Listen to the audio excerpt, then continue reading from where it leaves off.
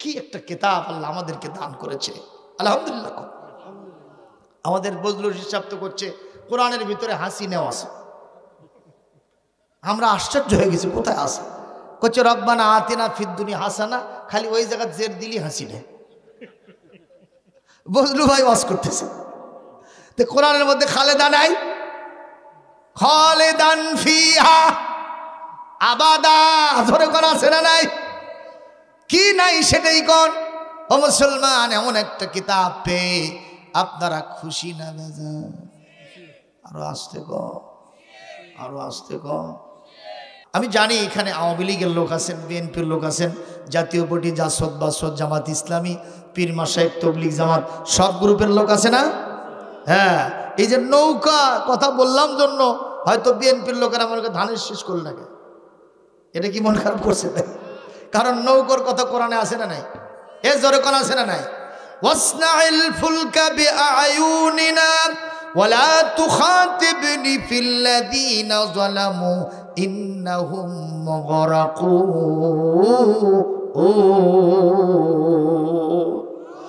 এই কোরআনের নৌকার কথা আছে না নাই?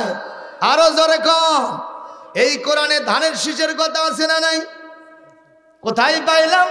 সূরাতুল বাকারা 260 নম্বর আয়াত।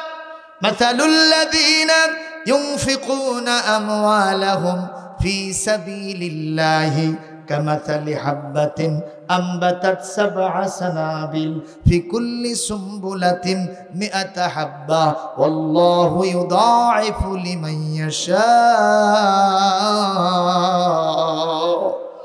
ওয়াল্লাহু ওয়াসিউন আলীম। একটু জোরে কয় না বারে, আরো জোরে কয়।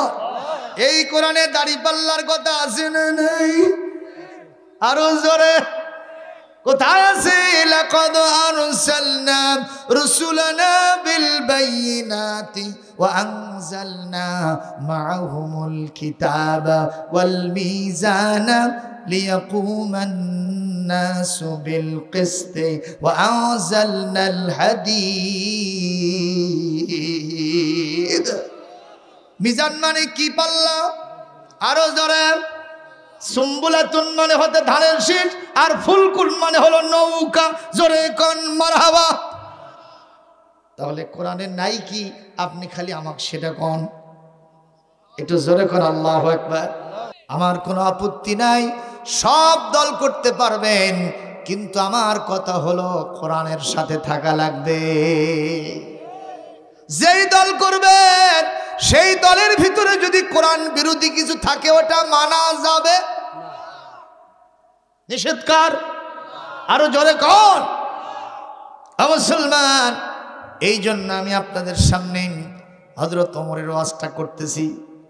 নঈম বিন আব্দুল্লাহ বলতেছে, ওমর ব্যাগ গিয়ার মারো, আর যাইও না। কয় না, যাবই। কি করবে? কাকে মারবে? সম্ভব হবে? জোরে কোন। সম্ভব হবে না। নঈম বিন আব্দুল্লাহ বলতেছে, দেখো এ নঈম, কি বলবা তুমি, তাড়াতাড়ি বলো। বলে, ওমর এতবার তোমারে বুঝাইলাম, তুমি বোঝো না। তুমি তো মাথা মোটা নেতা দেখতেছি। যা কেন? তুমি কি তোমার বাড়ির খবর রাখো? 100% আমার 14 গোষ্ঠীর খবর আমার মেমোরিতে ভরা। কিন্তু ঠিক আছে, কিন্তু ওইখানে ওই বাড়িটা কার? ওটা আমার বোনের বাড়ি। তো ওইখানে যায় দেখো পুরোটা বাড়ি নবীর ভক্ত হয়ে গেছে। আরো জোরে কম। বলে তাই? বলে হ্যাঁ। মাথা আরো গরম। বাম দিকে রাস্তা ডাইভার্ট করেছে, মোড় নিয়েছে, যে বাড়ির দরজা ভেঙে ফেলছে। বীর পুরুষ তো, কথা বলেন না কেন? সেই শক্তি ওমরের গায়ে। দরজা ভেঙে ফেলেছে। তখন বুখারী শরীফ আসছে, হযরত ওমরের বোন এবং তার ভগ্নিপতি সাঈদ, ফাতেমা রাদিয়াল্লাহু তাআলা আনহুমা, দুইজনে আল্লাহ রাসূলের নিযুক্ত করা একজন মুআল্লিমের কাছে কোরআন শরীফ শিখতেছিলেন। সেই মুআল্লিম, সেই ওস্তাদের নাম হলো খাব্বাব বিন আল-আরাত রাদিয়াল্লাহু তাআলা আনহু। একটু জোরে মারহাবা দিতে হবে আপনাদের। এই মুহূর্তে ওমর যখন দরজা ভেঙে বাড়ির ভিতরে ঢুকেছে, বোন আর ভগ্নিপতি দুইজন বলছে মনে মনে, আমার ভাই বীর পুরুষ, হাতে তার নাঙ্গা তরবারি অস্ত্র, এটা দেখে আমরা মোটেও ডরাই না। যা সে কপালে হবে কাল সকালে, জান দিব কোরআন ছাড়ব না। একটু জোরে কোন আল্লাহু আকবার। এইবার বোন দ্রুত গতি, একটু জোরে কোন আছে না নাই? কিন্তু সেই সম্মান আজকে বর্তমানে আউট। কথা কন না। আমি রানীরহাট বাজারের ভেতরে ঢুকছি, একটু বাজার করব। রানীরহাট ছিলেন না, মাদ্রাসা থেকে যে বাজারের ভেতরে ঢুকছি, এই গলি দিয়ে যাচ্ছি, ওদিক থেকে দেখি আমার এক ছাত্র আসতেছে। আমি একটু মাথা নিচু করলাম আর ঢুকিছি, বললাম যাক একটা সালাম অন্তত হাটের মধ্যে পাবো। কথা কয় না, কারণ শিক্ষকরা চায় অনেকের ভিতরে ছাত্র আমাকে সালাম দিক, অথচ নিয়ম কিন্তু হলো যে আগে সালাম দেওয়া প্রত্যেকেরই দায়িত্ব। কথা বলে না, কারণ যিনি আগে সালাম দিবেন বারিয়ুম মিনাল কিবর, রাসূল বলেছেন সে ব্যক্তি অহংকার থেকে মুক্ত হয়ে যাবে। আমরা কি আমলটা আজকে করতে পারবো? এই একটা আমলই দিলাম। আপনি হুজুর হন, ইমাম হন, খতিব হন, নেতা হন, মন্ত্রী হন, যাই হন না কেন, চেয়ারম্যান হন, আমার ভাই জিয়াউর রহমান সহ সবাই আমরা যে যেই হই না কেন, আমার থেকে ছোট হোক কিংবা বড় হোক, আমি সর্বপ্রথম তাকে সালাম দেব। পারবো যারা দুহাত তুলে দেখায় তারা। একটা আমল আজকে জারি হয়ে যাক। লিল্লাহে তাকবীর, লিল্লাহে তাকবীর। আজকে ওয়াজ মেলা হয়েছে ভাই, মানার অভাব আছে। জোরে কোন ঠিক না ঠিক? আমরা ইনশাল্লাহ মানতে চাই। জোরে বলুন ঠিক না ঠিক? আল্লাহ তৌফিক দান করুন। জোরে বলি আল্লাহুম্মা আমিন। প্রিয় উপস্থিতি, এখন এই মুহূর্তে আমার ওই ছাত্র, ওরে বাবা, আমি এরকম মাথা তুলে দেখি তুমি আর নাই, আমার যে ছাত্রটা। আমি চিন্তা করলাম ও গেল কোথায়, দেখি আর এক গলি দিয়ে তল চোখে ছায়ার যায়। ও যে কাল মাদ্রাসায় গিয়ে জন্মের ধরা ধরো। তো মাদ্রাসায় গিয়ে বললাম বাবা, কাল হাটের ভিতরে ওই গলির মধ্যে আমি এরকম মাথা নিচু করলাম যে একটা সালাম তুমি দিবা, মাথা তুলে দিকে তুমি নাই, ঘটনা কি? হুজুর হাতত মেলা জিনিসপত্র আসছিল, চিন্তা করলাম হুজুর সালাম দেওয়া লাগবে নি, এজন্য ওই দিক দিয়ে ফেলে গেছি হুজুর।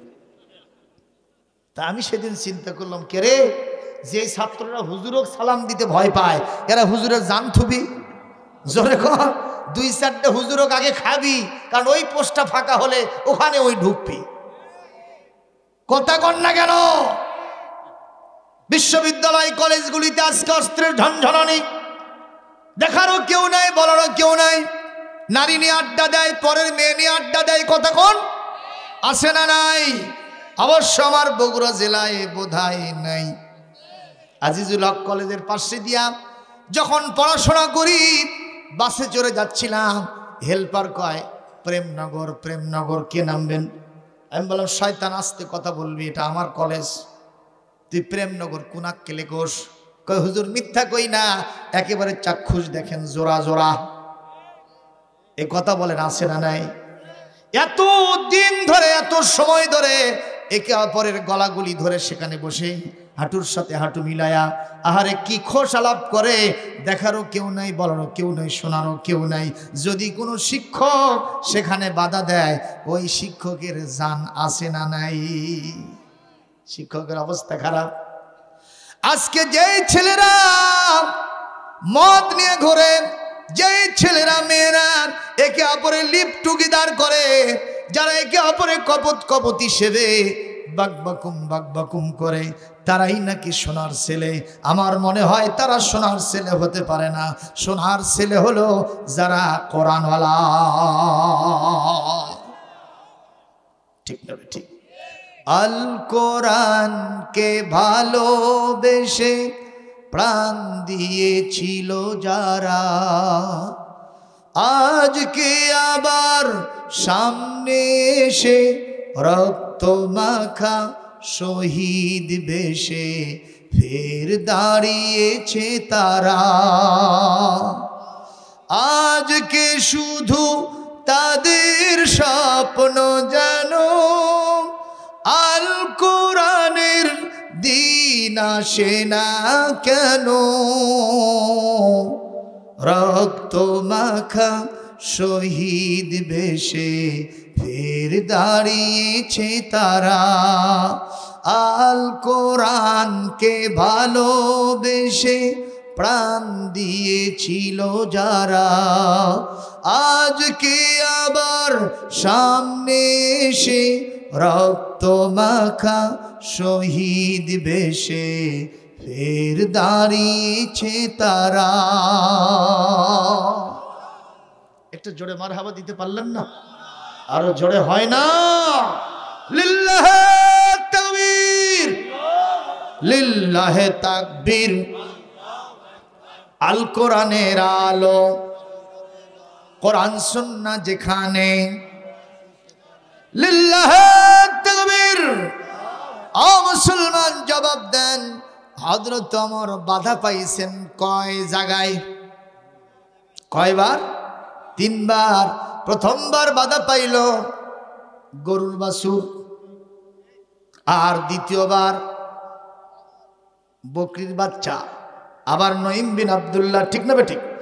আর তৃতীয়বার বাধা পাইছে ওখানে বনের বাড়ি, কথা কয় না, কয় জায়গায় বাধা পাইল? কেউ যদি খারাপ কাজে যায় আর সেখানে যদি বাধা হয়, এটা ভালো লক্ষণ না খারাপ লক্ষণ? না।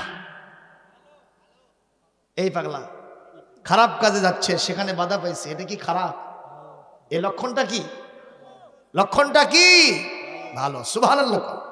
তুমি হজে যাচ্ছ, সেখানে বাধা দিল, এই লক্ষণ কি খারাপ নাকি ভালো? না, এইটা খারাপ। এটা কি খারাপ। আর খারাপ কাজে যাচ্ছেন, সেখানে বাধা হলো, প্রোটেকশন হলো, আপনাকে অবশ্যই বুঝতে হবে এটা আমার জন্য সুলক্ষণ, শুভ লক্ষণ। কথা বলতে হবে, ঠিক কিনা? ঠিক কিনা? এই যে দেখেন, একটা লোক কুন্দরহাটে, ধরেন আগে এক সময় কি যাত্রা আসতো না? আসতো না? আসতো কি আসতো না? এই যে এই পাশে মনে করেন সরার ভিতরে একটা যাত্রা আসলো, এই যাত্রার ভিতরে কি ওয়াজ হয়? কথা কন। ওখানে কি মোনাজাত হয়? বিশ্ব নবীর প্রতি দরুদ সালাম কিংবা হাফেজ সাহেবরা কি তেলাওয়াত করে? ওখানে যা হয়, আমি একটা ছেলেকে জিজ্ঞেস করছিলাম, বাবা তুই যে খালি ঊর্ধ্বশ্বাসে যাত্রার দিকে যাস, কত কি হয় ওখানে? কয় হুজুর মধু থুয়া যায়। আমি বুঝলাম না কি সেটা। কয় হুজুর কিছুক্ষণ শুধু একটু অভিনয় হয়, তারপরে শ্রোতাদের দাবির প্রেক্ষিতে ওখানে যারা অভিনয় করে এক ঝাঁক ডানা কাটা পরি উলঙ্গ ড্যান্স মারে। একটু জোরে বলতে হবে নাউজুবিল্লাহ। এই যাত্রার দিকে একজন লোক মনে মনে স্থির করছিল, আজকে মাগরিবের পরেই যাত্রার প্যান্ডেলে যাব, কারণ আগে ভাগে আমার আসনটা নিতে হবে। ওই অভিনেত্রীর যে অভিনয় করবে তার সামনাসামনি আমি আসবো, বসবো। এই মুহূর্তে এই লোকটা মাগরিবের নামাজের পরপরই আস্তে করে চাদর মুড়ি দিয়েছে শীতের ভিতরে। ছোট্ট ছেলেটা বলতেছে, আব্বা কই যান? কায়দা না বেকায়দা? জোরে কর। যদি বলে বাবা যাত্রা দেখতে যাচ্ছি, তাহলে বাধা আছে না নাই? আছে না নাই? এই মুহূর্তে সে বলতেছে, আব্বা এ ছোট কলিজার টুকরো সন্তান, আমি একটু কুন্দরহাট বাজারে যাচ্ছি। কেন? কয় তোর খাতা নাই, তোর কলম নাই, খাতার কলম কেনার জন্য যাচ্ছি। ছোট্ট ছেলেটা খালি বগল বাজায়, নতুন খাতা নতুন কলম। এই ধোকা দিয়া কিছুক্ষণ পর সামনে অ্যাডভান্স করে তাকায় দেখেন তার শ্বশুর আব্বা সাইকেল পেলে আসতেছে তার বাড়ির দিকে। কে? বলতেছে, বাবা জামাই তুমি কই যাও বাবা? ওই আব্বাজি আমি যাত্রা দেখতে যাচ্ছি, তাই বলবে? যেরকম সে বলতেছে, আব্বাজি আমি শুনলাম আপনি আসবেন, এজন্য একটু নন্দীগ্রাম দই আর মিষ্টি আনতে যাচ্ছি। অথচ শয়তান যায় কোথায়? একটু জোরে কোন কোথায় যায়? যাত্রার প্যান্ডেলে যাচ্ছে। এইবার শ্বশুর মনে করলো, যাক আগে থেকেই জানতাম এই জামাই আমাকে ভালোবাসে না, আর আমি আসার আগেই দই মিষ্টি আনতে যাচ্ছে। জামাই আর কার আছে? এই মুহূর্তে অ্যাডভান্স করে যাওয়ার পরে দেখে মসজিদের ইমাম সাহেব মসজিদের দিকে সার সালাত পড়ার জন্য আসতেছে। কায়দা না বেকায়দা? ইমাম সাহেবরা তো জিজ্ঞাসা করবি, কথা কয় না বাবারে? ইমাম সাহেবরা একটু সামাজিক হয়, ইমাম সাহেবরা সব মুসল্লিদের খবর নেয়। সুবহানাল্লাহ। আর আপনাদের চিন্তা সভাপতি হলে আগে ওর ইমামতি ক্যান্সেল। এমন কিছু সভাপতি আছে ভাই, ওই ইমাম বাদ দর ওস্তাদ। জিজ্ঞেস করলাম ভাই সভাপতি হয়ে অ্যাকশন নিলেন, কজক দেখেই ভাল লাগে না, বারে ইমামের চেহারা দেখে বলার ভাল লাগে না। অথচ ওই সভাপতি পশ্চিম দিকে আসারও পড়ে না, ওই ক্ষমতার জোরে সভাপতি হসে। খালি এই কয়জন ঠিক বলে, বারে পেছনেটা কিছু কয় না। জোরে কোন ঠিক না বেঠিক? আ মুসলমান, কষ্ট পাচ্ছেন নাকি আমার আলোচনায়? কষ্ট পাচ্ছেন? ইমাম সাহেবরা এই পৃথিবীতে মুসল্লিদের উপকার করার জন্যই ইমাম হইছে, কিন্তু যত দোষ ওই নন্দ ঘোষ, সত্যটা বললেই দোষ। মাগরিবের নামাজে গেছে, যায় দেখে খালি ইমাম আর মুয়াজ্জিন, কোনো মুসল্লি নাই। জামাত হওয়ার জন্য অন্তত কয়জন লাগবে? একজন ইমাম, পিছনে অন্তত দুইজন থাকলে একটা সহি জামাত আদাউন কামেল হয়ে যাবে। কথা কোন ঠিক না ঠিক? এই মুহূর্তে ইমাম সাহেব বলছে, মুয়াজ্জিন ভাইজান দেখো তো কাকু পাওয়া যায় নাকি, একটু খোঁজ খবর নাও বাইরে। যেই না বাইরে গেছে, দেখে সভাপতির বেটা চাদর মুড়ি দিয়ে খালি কস দিয়ে পার হয়ে যায়। খপ করে ধরছে। জোরগণ কি ধরছে? খপ করে ধরছে। ধরাও সারা। এখন ও বলতেছে, হুজুর আপনি আমাকে ধরলেন কেন? আমি আতঙ্কগ্রস্ত হয়ে গেছি। কি কথাগুলো কি শুনতেছেন? আমার কষ্ট হচ্ছে আপনাদের? তো তখন বলতেছে, হুজুর আপনি ধরলেন কেন? বলে ধরলাম এই জন্য ভাই, আপনি সভাপতির ছেলে, একজন মুসল্লি হলে জামাতটা কায়েম হয়, একটু যাওয়া যায় না? একটু ভেতরে চলেন। হুজুর সমস্যা আছে, ছেড়ে দেন। কি সমস্যা আছে? আমার গাও ঠিক নেই। জনগণ কি ঠিক নাই? তার মানে পেশাব করে পানি লেয়নি। ইমাম সাহেব বলতেছে, হুজুর গাও ঠিক করার কি কি লাগে সেগুলো আমরা জানি। চলেন একটু অজুখানায় চলেন, আপনি সুন্দর করে যে জায়গায় কিছু ভরছে ওগুলো সাইজ করে ফেলেন, আপনার নামাজ হবে, সমস্যা নেই। হুজুর আরো সমস্যা আছে। কি? আমার কাপড়ই ঠিক নেই। মানে কাপড়ও তো এই কাম আছে। মুয়াজ্জিন সাহেব বলতেছে, আমাদের সেটাও জানা আছে, চলেন। ফাসআলু আহলা যিকরি ইন কুনতুম লা তা'লামুন। যা জানা নাই হুজুরক বলো, সব বলে দেবে। সুবহানাল্লাহ। আমি আগেই বলছি কোরআনের ভিতরে সব আছে।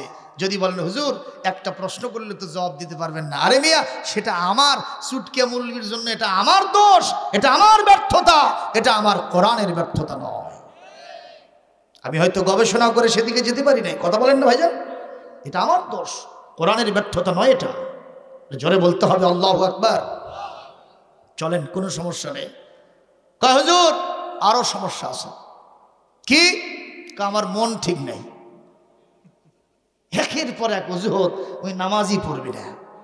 যখন আসে না, এক পর্যায়ে ইমাম সাহেব বলছে, ভাই নামাজ কি বলে? মন ঠিক করার জন্যই তো নামাজ।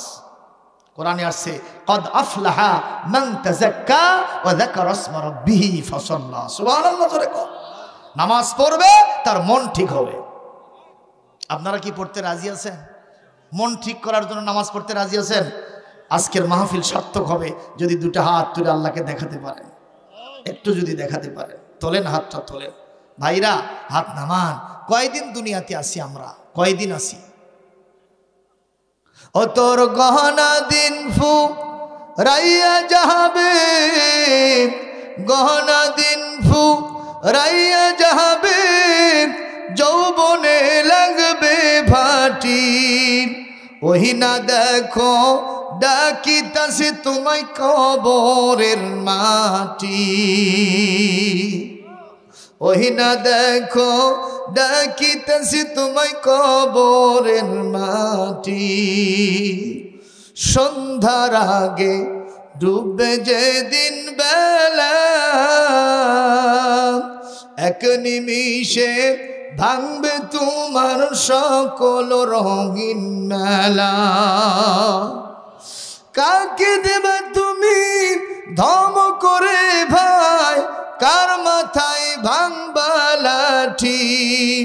ওহি না দেখো ডাকিতাছে তোমায় কবরের মাটি। সুতরাং সবাইকে কবরের জন্য প্রস্তুতি নিতে হবে। জোরে কোন ইনশাআল্লাহ। আমার ভাইরে, যত সুন্দর চেহারা অ্যাথলেটিক বডি আপনার হোক না কেন, একটু জবাব দিবেন, আমাদের এই বডি কি কবরের মধ্যে এরকমই থাকবে? একটু জোরে বলেন, থাকবেন? থাকবে না। কবি আবার সেটাও সুন্দর করে বলতেছে, বলবো কবির কথা বলবো।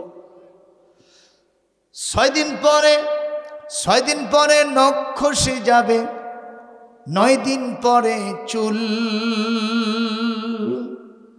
কবর গাহের সামান নিতে কইরো না কেউ ভুল। কবর জায়গা ভালো নয়, কবর জায়গা ভালো নয়, কবর জায়গা ভালো নয়। আমল দিয়ে কবর গৃহ সাজিয়ে নিতে হয়। 6 দিন পরে নখ খসে যাবে, বলেন 6 দিন পরে নখ খসে যাবে, 9 দিন পরে চুল। কবর মাঝের সামান নিতে, কবর গাহের সামান নিতে কইরো না কেউ ভুল। কবর জায়গা ভালো নয়, কবর জায়গা ভালো নয়, কবর জায়গা ভালো নয়। আমল দিয়ে কবর গৃহ সাজিয়ে নিতে হয়। 17 দিনে পেট ফেটে শেষ, পোকার খাদ্য হবে। 60 দিন পরে গোশ থাকবে না, কঙ্কাল পড়ে রবে। 17 দিনে পেট ফেটে শেষ, পোকার খাদ্য হবে। 60 দিন পরে গোশ থাকবে না, কঙ্কাল পড়ে রবে। 90 দিনে হাড়গুলি সব, 90 দিনে হাড়গুলি সব আলাদা হয়ে রয়। কবর জায়গা ভালো নয়, কবর জায়গা ভালো নয়, কবর জায়গা ভালো নয়। আমল দিয়ে কবর গৃহ সাজিয়ে নিতে হয়। 6 দিন পরে নখ খসে যাবে, একটু বলেন না, 6 দিন পরে নখ খসে যাবে, 9 দিন পরে চুল। জন্যই তো আসল অস্ত্র হলো নামাজ। সুবহানাল্লাহ। এই শয়তান করছে, হুজুর আসল কথা তো কইনি, আসল কথা এখনো কয়নি। কি সেটা কন ভাই, কন কি কন? ইতিমধ্যে ইমাম সাহেব আসছে, বলছে হুজুর আসল কথা বলে বেদার হবেন। কি কয়ে? হুজুরই ঠিক নাই। সর্বশেষ দোষ হলো কার? এজরে কন কার দোষ হলো? মানে হুজুর ঠিক নাই, এজন্যই নামাজ পড়ে না। এরকম তেলতেলা গোয়েন্দা সমাজের ভিতরে আছে না নাই? জোরে কোন আছে না নাই?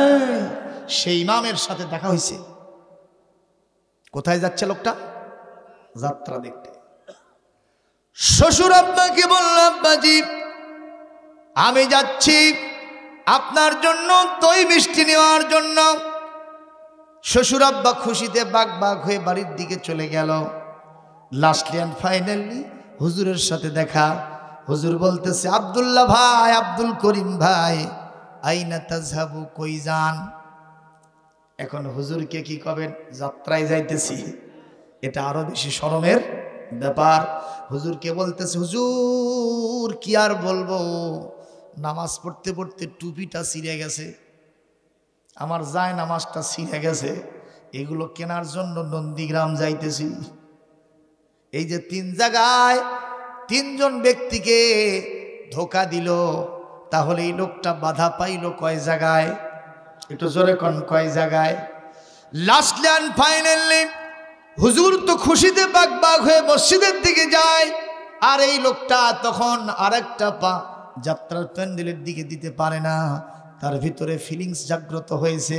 কলিজার ধন সন্তান ফ্রেশ হার্ট নিয়ে আমাকে জিজ্ঞেস করল, আব্বা কই যান?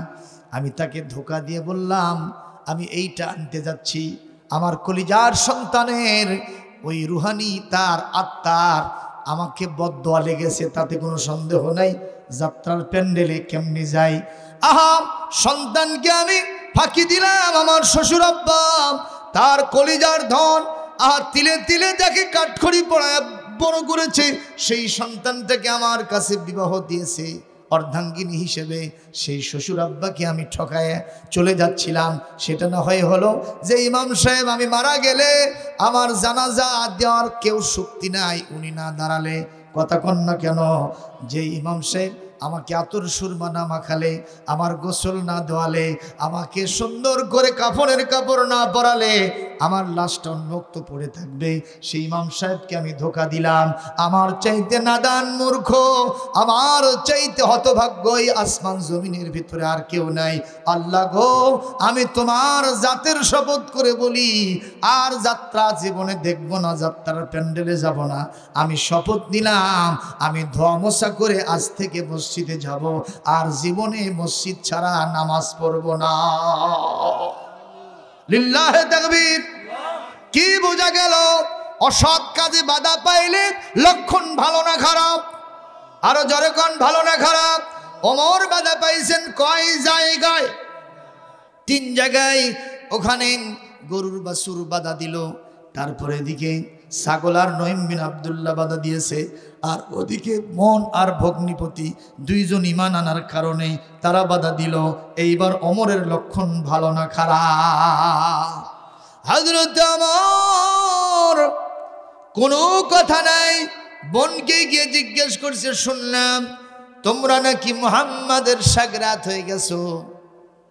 ভগ্নিপতি আর বোন হৃদয়ের সব শক্তি এক জায়গায় করে জজবা নিয়া ইমানি হালতে বলছে, ভাইজান একটা কথা বলি, এতদিন লাত মানত উজ্জা হবলের পূজা করেছি, জীবনে কিছুই পাই নাই, কোনো প্রকারের ভাগ্যের উন্নতি হয় নাই, শুধু ধোয়া নাই, মোছা নাই, অপবিত্রতা, আমাদের অশ্লীলতা বেহায়াপনা ছাড়া কিছুই ছিল না। আর আব্দুল্লাহর পোলা মুহাম্মদ সাল্লাল্লাহু আলাইহি ওয়াসাল্লাম যা নিয়ে এসেছেন, শোনাও সারা, কানের ভিতরে ঢোকাও সারা, মগজ ধোলাই হওয়াও সারা, কলিজা আকর্ষণ করাও সারা, আমরা তার কাছ থেকে অন্তত কিছু পেয়েছি। ও ভাইজান, এই মুহূর্তে আমরা বিলম্ব করি নাই, আমাদের ওই রাসূলের হাতে হাত দিয়ে মুসলমান হয়েছি, আর কোরআনটাকে আমাদের ধর্মগ্রন্থ হিসেবে গ্রহণ করেছি। এই কথা বলতে দেরি আছে, হাতের তরবারি দিয়া বোনকে আঘাতের পর আঘাত দিতে দেরি হয় নাই, বোনকে মারতেছে। এই দৃশ্য দেখে ভগ্নিপতি তাকে আগানোর জন্য এসেছে, বোনকে ছেড়ে দিয়ে ভগ্নিপতিকে মেরেছে। চিলকিল, চরথাপ্পর, ঘুষি, লাথি মারলো। এক পর্যায়ে তরবারির ডাট দিয়ে উল্টো পৃষ্ঠ দিয়া ভগ্নিপতিকে মারতে মারতে ধরাশায়ী করে দিল। এদিকে ভগ্নিপতি তরপায়, আর একদিকে তার বোন ভগ্নি নিজে ফাতেমা তিনিও তর পাইতেছেন, আর ফিনকি দিয়ে রক্ত বের হয়ে রক্তস্নাত পরিবেশ হয়ে গেছে চতুর্দিকে। একবারে যে আমার ক্লান্ত পরিশ্রান্ত হয়ে চুপ করে বসে আছে, চুপ করে বসে আছে, হঠাৎ করে নজর পড়ে গেছে বোনের রক্তমাখা চেহারার দিকে। একটা ভাই যত পাষাণ হৃদয়ের হোক, বোনের কপালের ভিতরে, মুখের ভিতরে ওই রক্ত দেখলে কখনো ঠিক থাকতে পারে না। এক দৌড়ে গিয়া বোনকে কোলের উপর উঠায় নিয়ে বলতেছে, বোন, তোর মুখের রক্ত আমার সহ্য হয় না, আমি তোর আপন সহোদর ভাই, কেন মানলাম? আমি আমার জীবনের সাথে প্রতারণা করেছি, তোরা তো কোনো খারাপ জায়গায় যাস না। আমি যত দূর খোঁজ নিয়ে দেখেছি মুহাম্মদ একজন ভালো মানুষ, মুহাম্মদ একজন ভালো মানুষ, আর তার আনিত কোরআন নাকি খুবই মিষ্টি মধুর। এ বোন, কিছুই চাই না। বোন রে, আমি অপরাধ করেছি, যে পাতাটা পড়তেছিলে আইনা হুয়া, সেই পাতাটা কোথায় আমাকে একটু দাও, আমি ওখান থেকে মজা করে পড়ব। লিল্লাহে তাকবীর। এই কথা বলাও সারা। বোন তখন জবাব দিল সূরা আল ওয়াকিয়া থেকে, লা ইয়ামাসসুহু ইল্লাল মুতাহহারুন। এ ভাইজান, তুমি যত বড় বীর পুরুষ হও না কেন, যত ক্ষমতা তোমার হাতে থাক না কেন, আমি যে পাতাটা পড়তেছিলাম এই পাতা অপবিত্র মানুষেরা স্পর্শ করতে পারবে না। যদি স্পর্শ করতে চাও তোমাকে পবিত্রতা অর্জন করতে হবে। শর্ত মেনে বোন পবিত্রতা, ভাই পবিত্রতা অর্জন করে বোনের হাত থেকে সূরা তাহা আস্তে করে পাতাটা নিয়ে পড়া শুরু করে দিয়েছেন।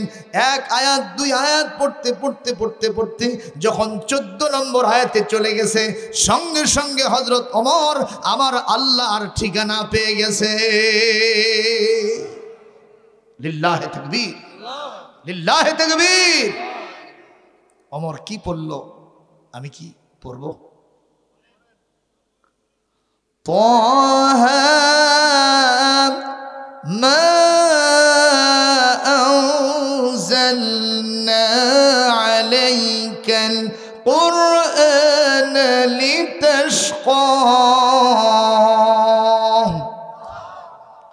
তানজিলাম মিম্মান খালাকাল আরদা ওয়াস সামাওয়াতিল উলা।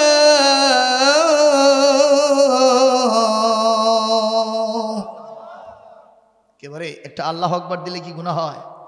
একটু জোরে কোন, আরো জোরে কোন। এইভাবে পড়তে পড়তে 14 নম্বর আয়াতে যখন গেছেন তিনি পড়তেছেন ইন্নানি আনাল্লাহু লা ইলাহা ইল্লা আনা ফা'বুদুনি ওয়া আকিমিস সালাতা লিযিকরি। উনি পড়তেছেন ওমর এতদিন আমি তোমাকে ধরা দেই নাই, আজকে তুমি যেটা পড়তেছো এটা কার বাণী ওমর জানো? কে বলতেছেন? কাকে বলতেছেন? ওমর ইন্নানি আনাল্লাহ, ওমর নিশ্চয় আমি, আর কেউ না রে। আমি বললাম তোমার আল্লাহ, জোরে বল সুবহানাল্লাহ। আমার ভাইরা একটা কথা আমি মন থেকে বলছি, রাতের গভীরে যখন তাহাজ্জুদের নামাজের জন্য দাঁড়িয়ে যাবেন, ঘুম থেকে উঠে সেজদায় যখন পড়ে যাবেন, মনকে সব দিক থেকে বিরত করে নামাজের প্রতি নিবিষ্ট করবেন, নিবদ্ধ করবেন, আপনি টের পাবেন যে আমি আমার আল্লাহর সাথে মিলে গেছি। জোরে কোন সুবহানাল্লাহ। এই মুহূর্তে আপনি আল্লাহর সাথে মেরাজ করতেছেন, এরকম একটা দৃশ্য হাদিস শরীফের ভিতরে আছে না নাই? সালাতু মিরাজুল মুমিনিন। জোরে কোন সুবহানাল্লাহ।